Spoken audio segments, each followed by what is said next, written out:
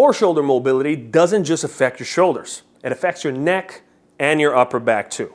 It might even be a big cause of your headaches. You gotta realize that the neck and the shoulders are closely connected. And when our mobility is poor, the neck muscles become overactive and strained in an attempt to compensate for the lack of movement we have in our shoulder. And best believe this will lead to tension, discomfort, and even headaches. It's the same story with the upper back too. You know that knot you get between your shoulder blades might be a lack of movement of somewhere else. And no, this shit for 2 minutes a day isn't making it take a hike. So what's shoulder mobility and what can you do about it? Well, shoulder mobility is essentially how much space you have between the upper arm bone and the shoulder blade. If there's limited space and independent motion happening here due to tight connective tissue, compensations will happen and you will continuously overuse certain tissues and not be able to access a lot of other tissues to help you complete a certain move. What's the solution? Create capable shoulders that can act like shoulders. We can directly increase our workspace by focusing on expanding usable range of motion in rotation first through specific exercises,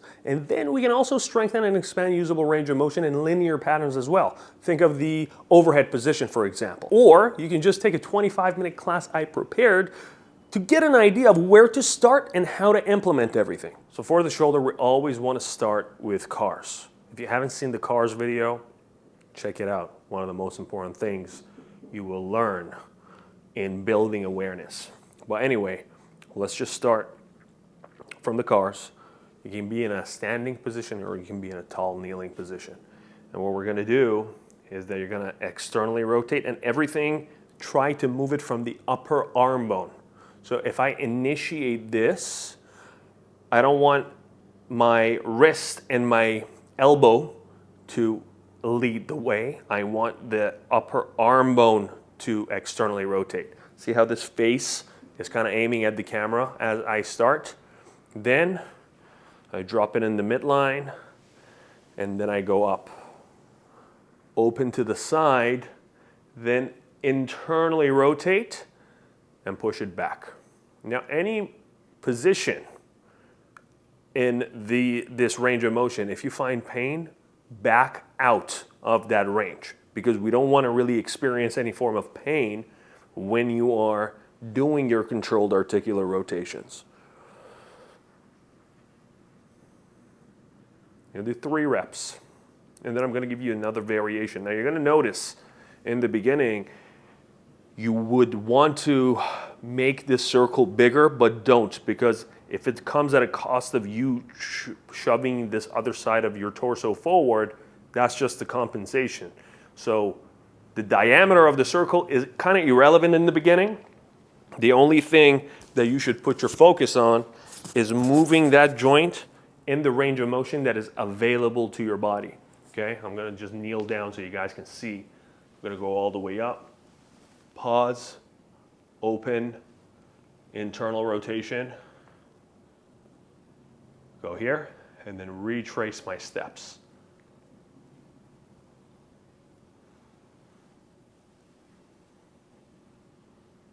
One more, 2 more, I think. Open to the side, initiate internal rotation, then as you go down, internally rotate more and more and more and more and more, and then retrace.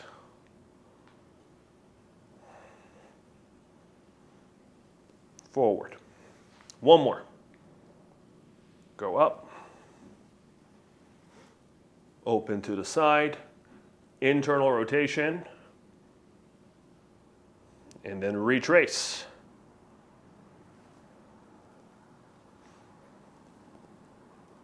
Good. Now, I want you to, you're going to grab a yoga block. You're going to hold it straight. Make sure your elbows are kind of straight at all times. Then you're going to move the shoulder blades. You're going to push it forward as much as you can. Elevate. And as you elevate, make sure the shoulder and the wrist are in one straight line. And then you're going to squeeze it back. Go down. Forward. Up. Back. Down. You're going to notice in the beginning you might have your elbows all over the place, but don't beat yourself up about it. Just notice it and try to correct it, and then retrace your steps. down, back, up, forward, down, and back. So you got to think about it this way. Squeeze a pen in between your shoulder blades, drive it up to your head, let go of the pen, go down, and then squeeze the pen again. That's it. Now, I want you to check, I want us to check together to see how much rotation we have. Because when you move your shoulder into internal rotation, I don't want this, right? When you're moving your shoulder into external rotation, I don't want your spine to compensate for this lack of movement you have. So only move in the range of motion that is available to you. So if I go here, and if I see this is coming up, this is my end. If I go here, see, I'm compensating, that's my end. So move in the range that is available to you, and we're gonna retest it after the workouts that we're gonna do. And you should find a little bit more space there. Gonna go all the way back. Just notice what it feels like, right? Be aware. And then external rotation. Same thing with the other arm. So I'm here. If you want to sit in this position but you can't, you can put a block under your butt. And then let's go internal rotation. Let's go external rotation. Let's go internal rotation.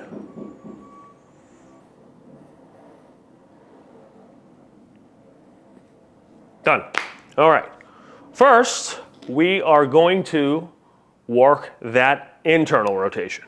So you're gonna lie on your side, grab a yoga block, put it under your head because you don't wanna have your neck kind of dangling off. And we're gonna go right here. Now what I want you guys to understand is that, and this is a mistake I did in the beginning, I kind of shifted all my body weight on top of this shoulder. I don't want that to happen. Allow the shoulder blade to kind of protract a little bit and then get in position. And you want to kind of pin your shoulder blade down. Remember the drill we did for the scapular cars? When you went down, you want that motion. You don't want to retract it, you just want to pin it down. Kind of bend the elbow, right? You can put it anywhere from here to here. Doesn't really matter. Find a position that you feel the most tension in, right? But it's still comfortable, it's not painful, right? Then from here, we're gonna do pails and rails. First, we're gonna see what our range of motion is, right? You might be here, and that's fine. When I started, I was here. So let's find that passive stretch, and we're gonna hold that passive stretch for a 2-minute count. Now I'm gonna time it here for 2 minutes, right? Remember, first set of any pails and rails is a 2-minute stretch. The second set and the third set, we don't necessarily need to hold the 2-minute stretch anymore. You can if you need rest, but you don't have to. And we're gonna hold it here. 4 seconds in, breathing in, 8 seconds out. Try to relax your body as much as you can. We're gonna do a set of pails and rails here, and we're gonna superset it with a couple other things that I'm about to show you. Okay, never push through pain. If it's painful here, but you can get here, that's fine. Go back and load here, or go back and load here. Go back and load here, doesn't matter. Just be at the border of that pain-free zone. Okay, if you don't have pain, hallelujah, just go all the way to your end range, hold it for 2 minutes, then we'll start.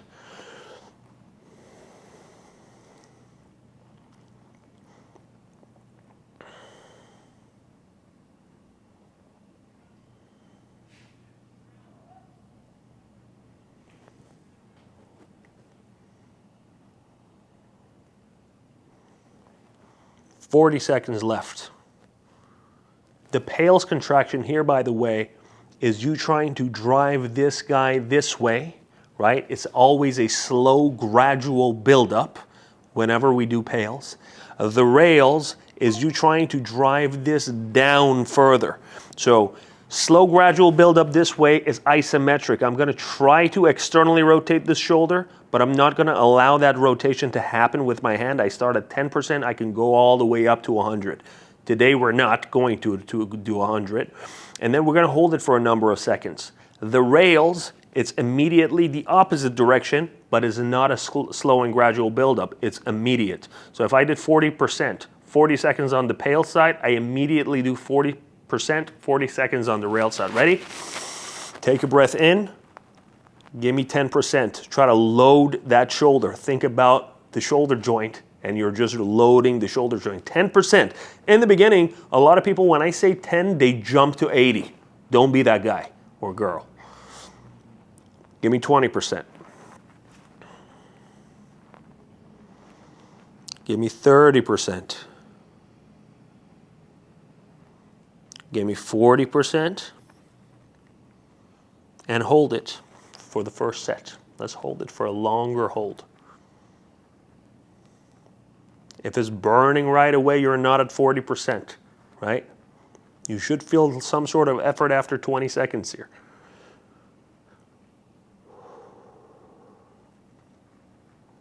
You got 20 seconds to go.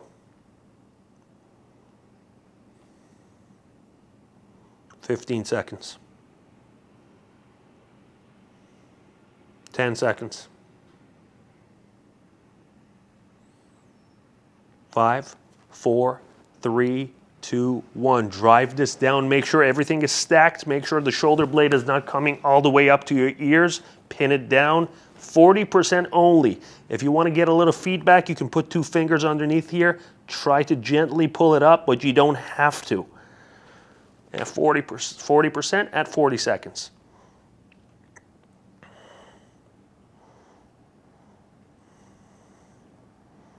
"25 seconds to go.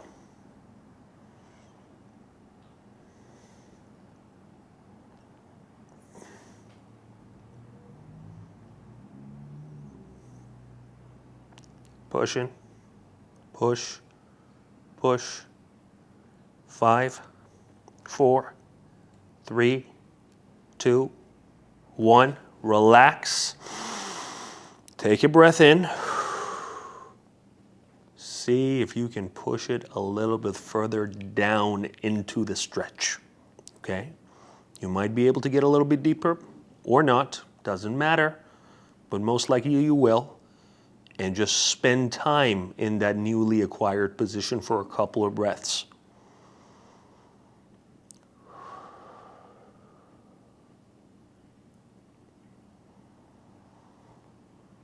Get to notice what it feels like. Now, from here, I want you to back off for 2 inches. Like this. You're going to keep this top hand here as a point of a reference, right? You're going to pin everything down, and you're going to internally rotate this bottom arm away from the top hand. Allow it to come back up. Internal rotation.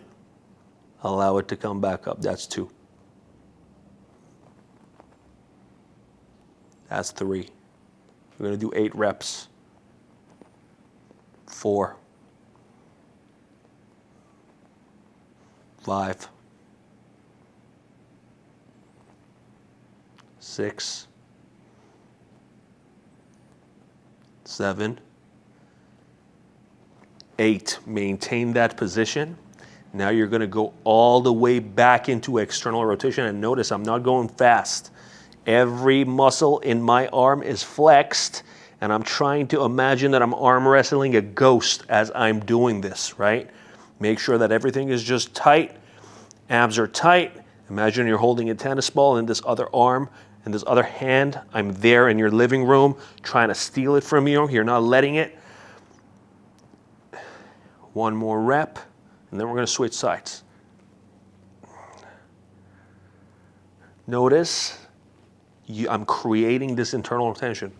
I'm not doing this, right? I'm imagining that the air is a little bit thicker, and I'm using a lot of effort to move through that honey, move through that thick air. Okay. Now, we're going to do the same thing for the other side. Now, You folks that are doing this at home, you can certainly, right? You can certainly, one moment, let me see, there it is. You can certainly do multiple sets of this, right? And in the second set, you can definitely increase intensity depending on how you feel, but you don't have to. If this feels safe, if this feels okay, then keep it to 40% in the first week of your training. But usually if you want to increase it, bump it up to 60%. Now, again, find your position, pin the shoulder blade down, right? Don't completely be laying on top of that shoulder. Allow the shoulder blade to kind of protract. And then 2-minute stretch here. Let me see. We're going to hold right here.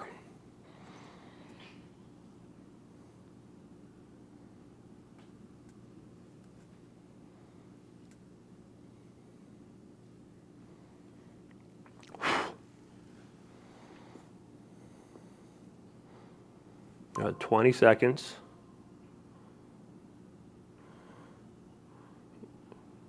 Almost 90 seconds left. And when you're doing these stretches, you want to completely try to relax everything. A lot of beginners I see, there's a lot of resistance still from that bottom hand.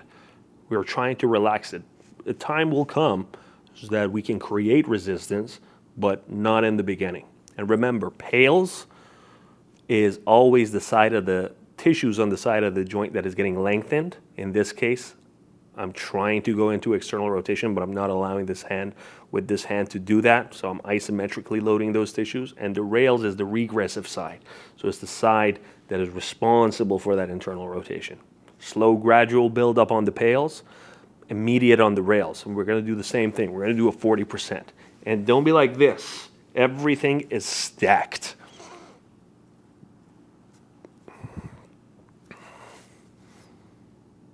And if you're starting here, don't think it's an overnight process to get to here.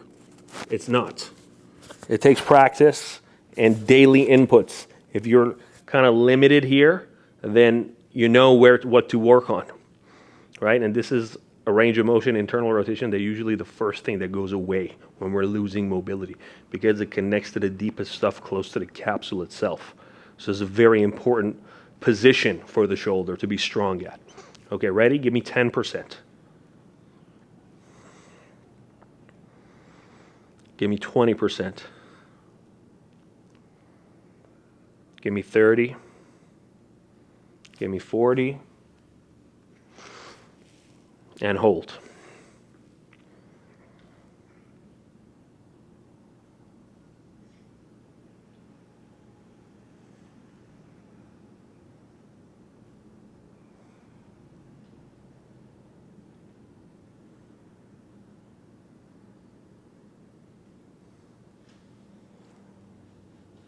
Twenty more seconds. And remember, it's 40 seconds on the rail too. So when I say rails, right, don't go to 100%. Give me 40% at 40 seconds. Give me rails now. Down. You can put 2 fingers here. Try to pull it up. Don't overpower it, just for you to feel what tissues are kind of getting involved and responsible for this motion. But you don't have to. Hey, Doug. Of course you're going to come right now. Right in the middle of everything. You've got 20 more seconds. 10 more seconds. 5, 4, 3, 2, 1. Relax. And see if you can pull it down for a couple breaths. All right. Now, hey, Bobo. Now we're going to do the passive range lift off. So back off 2 inches, right? Keep that hand here as a reference point, and then give me the passive range lift offs. 1, 2, 3, 4, 5, 6, 7, and 8. Hold the last one down. Imagine you're arm wrestling a ghost. Let's go all the way back into external rotation. All the way forward into internal rotation. That's 1. And go slow here. All the way into external. All the way into internal rotation. All the way into external rotation. All the way into internal rotation. One last one. And all the way into internal. Awesome. The next one, after internal rotation, we're going to work on external rotation. Perhaps this is a range of motion that you need to really prioritize as opposed to internal rotation because you're limited here. So you don't have to follow this workout in the exact same order. You can just pick the external rotation exercise and just sprinkle it out throughout your week, okay? There's plenty of ways to train external rotation, but today we're going to utilize the yoga blocks. You're going to need 2, okay? One yoga block is going to be underneath your elbow, and the other one will be underneath your wrist. And you're going to go like this, right? So I'm going to go here. I'm going to just put this microphone here, and I'm going to be here. And notice how this shoulder is kind of like popping off. I want to turn my body away from it. So, and then put your other hand, put your forehead on your wrist and just relax in this position. Now you can certainly increase the height of this block so you can go to your end range of motion of external rotation. And just like with any form of pails and rails, the first set we hold a 2-minute stretch. So I'm going to time us and we're going to do it. Now, if this position you can get into it and you can't even feel anything during the rails contraction, then don't go. Put it down, be a little bit more conservative with this range of motion setup, and then you can slowly and gradually increase it. If this is too high and this is too low, what you can do is put a couple books underneath and bring it up as high as you need it to be, okay? But the goal is not to completely be able to lift off a lot. If you lift off a little bit, that's fine. But since you're at your end range and we want to expand usable range of motion, we don't want it to lift up too much when we're doing the pails and rails. So after the 2-minute stretch, what we're going to do is that the pails is you trying to drive down. That's the slow, gradual buildup.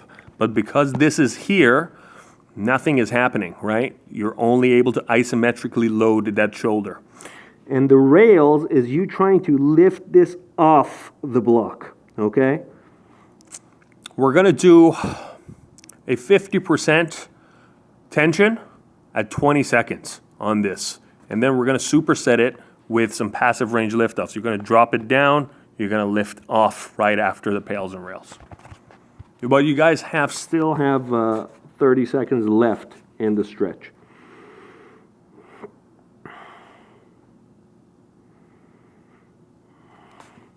Again, you can certainly do multiple sets of this and increase intensity. If you do 60%, do it for 15 seconds. If you do 80%, do it for 8 seconds, 10 seconds, and so forth. Okay, 10 more seconds. And we're going to get rocking and rolling. All right, ready? Let's go 10%. Let's go 20%. Let's go 30%. Let's go 40%. Let's go 50. We're going to hold it for 20 seconds.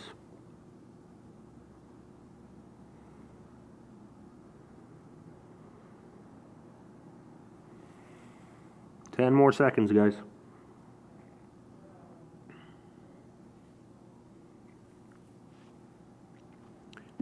And switch to rails, lift. You might get a cramp, that's okay. Next time, just put the block a little bit lower. And don't allow the wrist to flick like this. Keep it straight. Keep going, 10 more seconds. 10, 9, 8, 7, 6, 5, 4, 3, 2, 1. Relax. Put your head down now so you can go a little bit deeper. Notice what it feels like. Then, let's reduce the height of the block. Create tension, kind of squeeze your butt. Abs tight. Lift. Give me 1. Find your end. Fight. And slowly go down. 2. Slowly go down. 3. Slowly go down. 4. Slowly go down. 5. 6. 7. 8. 8 is enough. Perfect. Now we're going to do the other side. So just flip over. And one side might be significantly different than the other side. So don't be shocked if that happens. No two sides are the same. Okay? So let's just go here. And then 2-minute stretch in that position.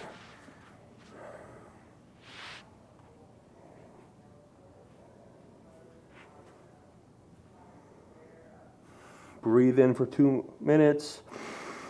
Relax. Breathe in for 4 seconds.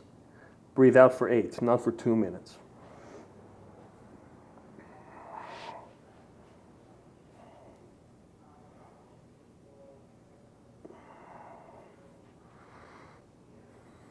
And I know in the beginning, the 2-minute stretches are a little bit of pain in the ass, but you will learn to love them when you see the benefits. We got to spend time in that position first to increase its flexibility. Then we're using end range isometrics to really own that range of flexibility. Telling the nervous system that, hey, we can produce force here.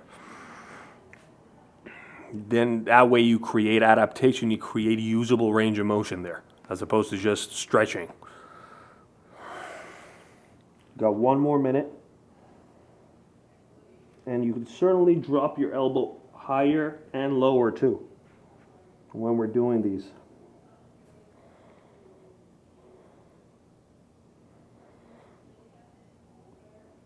"40 seconds left.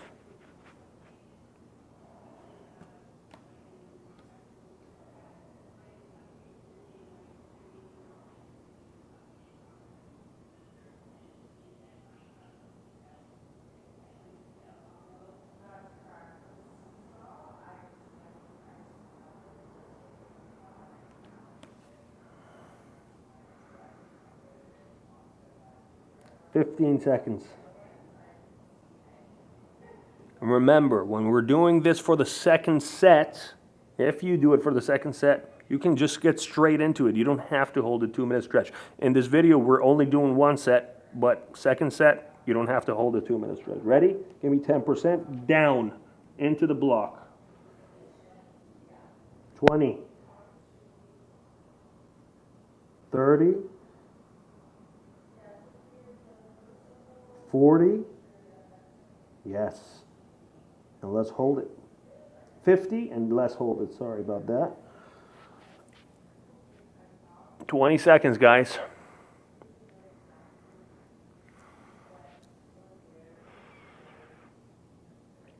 All right, good. Give me 10 more seconds. Keep going, keep going, keep going. 3, 2, 1. Give me rails. 20 seconds. You're going to go to Cramp City, but that's fine. Just shy away from it for 1%. Keep going. 3, 2, 1. Relax. Now, let's decrease the height of that block. Externally rotate, find your end, fight for some more like your life depends on it, and then go down. Again, externally rotate, find your end, fight for some more, and then go down. That's 2. 3. 4. 5. 6. 7. 8. Awesome. Now we're going to retest the internal and external rotation we did in the beginning of class. So have your arm to the side like this, and then give me this internal rotation now, right? Notice what it feels like, and now slowly in this axis, give me external rotation. We're going to do 3 reps, solid reps, squeeze. Don't allow the wrist to lead the way. Movement is coming from the upper arm bone. Now you're going to see you have a little bit more strength here, a little bit more control, a little bit more awareness. Bingo. Now we're going to do the other side. Going to give me internal rotation. Then you're going to give me external rotation. 1 rep. Internal rotation. External rotation. 2. Internal rotation. External rotation. 3. Cool. Now we're going to finish it up with some cars. And I'm going to give you a modified version of the car. So you're going to be in this position. You can place a block here if it's more comfortable, or 2, or lean forward a little bit. Place 1 hand on a block or a book. Now, when we're doing cars here, this is going to really limit the compensatory patterns we do, okay? And imagine this is a scale underneath this hand, and you don't want to see an increase or a decrease on a number on that scale as you're moving your shoulders in its full range of motion. And we'll start externally rotating here, all the way up, right? Don't try to force anything. If I'm trying to force this and put weight on this hand, that's not what I want. Just go in the range of motion that is available to you. Open up. Really challenge your rotation and notice what it feels like, how much more space you have, how much more buttery and less popcorny it feels to get this shoulder moving in these particular ranges. And as you get stronger here, you can put an ankle weight on your wrist, because remember, progressive overload applies to all stimuli, not just the named movement patterns we do in the gym. One last one. Take your time.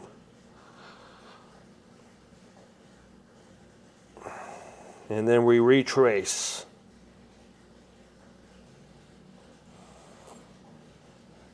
And down. Now we're going to switch it to the other side. So place your hand here, externally rotate and drive up. Once I find my end, open to the side, rotate internal, and then let's retrace your steps.